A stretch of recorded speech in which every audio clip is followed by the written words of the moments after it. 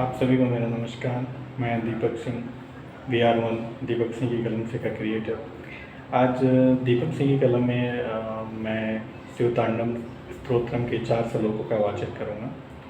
तो इससे पहले हम लोग आज पहले ये समझते हैं कि शिवतांडव स्तोत्रम है क्या।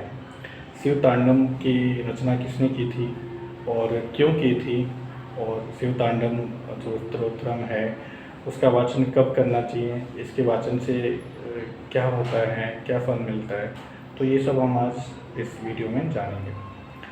तो सबसे पहले तो मैं ये बताना चाहूँगा कि शिवतांडव स्तोत्रम जो है इसमें 17 श्लोक हैं, जिसमें कि 4 का आज मैं वाचन करूँगा, क्योंकि मुझे अभी तक 4 ही कंठस्थ हो पाई हैं। और ये जो है इतना आसान नहीं है, शिवतांडव बहुत ही जटिल है, इसे कंठस्थ कर पाना इतना आसान नहीं है। तो इसकी रचना रावण ने की थी।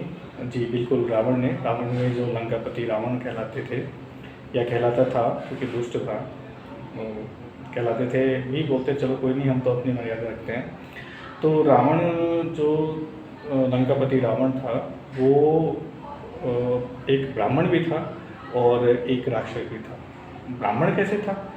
तो उसके जो पिता थे वो ऋषि विशर्वा थे, जो कि एक ब्राह्मण थे। यही ऋषि विशर्वा ऋषि पुलस्त्य के पुत्र थे, और ऋषि पुलस्त्य ब्रह्मा जी के 10 मानस पुत्रों में से एक गिने जाते। तो पिता की तरफ से रावण जो था वो एक ब्राह्मण था। अब रावण राक्षस कैसे था? तो रावण की माता का नाम केकसी था, जो कि राक्षसी थी। वह राक्षस राजा सुमाली की पुत्री थी। तो माता की तरफ से रावण एक राक्षस था। अब रावण राक्षस था, ब्राह्मण था, लेकिन ये तो है कि वह एक बहुत विद्वान पंडित था। अच्छा, उसने शिवतांडव स्तोत्रम की रचना क्यों की? तो एक समय रावण को अपनी शक्ति पर अहंकार हो गया था, अब उसको अपनी शक्ति का घमंड हो गया था। तो वह इस शक्ति के नशे में या घमंड के नशे में कैलाश पर्वत को ही उठाने उसने सोच लिया। कैलाश पर्वत, जी हाँ, वही जिस पे अपने महादेव जी निवास करते, शिव शंकर जी निवास करते। तो अहंकार में वो कैलाश पर्वत ही उठाने चल दिया।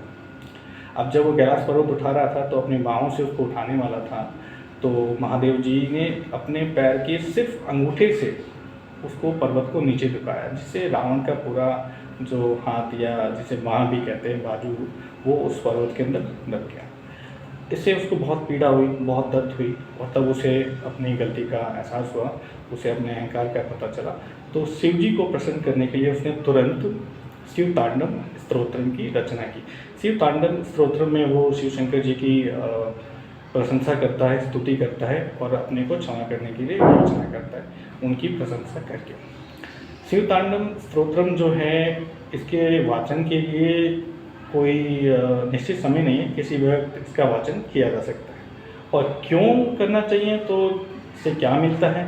तो शिवतांडव स्तोत्रम के वाचन से मन को बहुत खुशी मिलती है, पॉजिटिविटी आती है, शिव शंकर जी प्रसन्न होते हैं, अच्छा लगता है। तो शिवतांडव स्तोत्रम का वाचन करना चाहिए।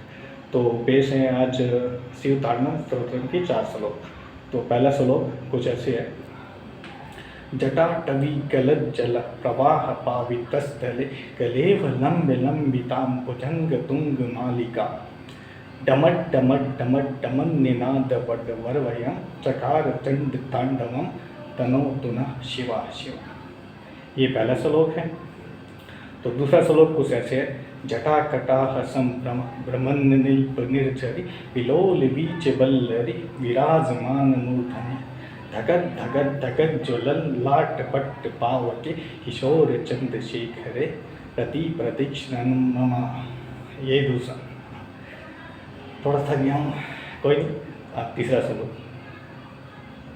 धरा धरेन्द्र नंदनी विलास बंधु बंधुर प्रोत्गंध संतति प्रमोद मान मानस कृपा कटाक्ष धोरणी निरुद्ध दुर्धरापदि क्वच दिगंबरे मनु विनोद मेतु वस्तु। ये तीसरा श्लोक था। चौथा श्लोक कुछ ऐसे हैं। जटा भुजंग पिंगला प्रोत्पणा फणा मणि प्रभा कदम्ब कुम कुम द्रव प्रलिप्त दिग वधु मुखे मदांध सिंदूर स्फुत गुप्त उत्तरी में दूरे मनो विनोद मद्भुत विभर्त भूत भरतरी। ये चौथा श्लोक था। तो अब अंत में मैं एक ही बात कहना चाहूँगा, हर हर महादेव।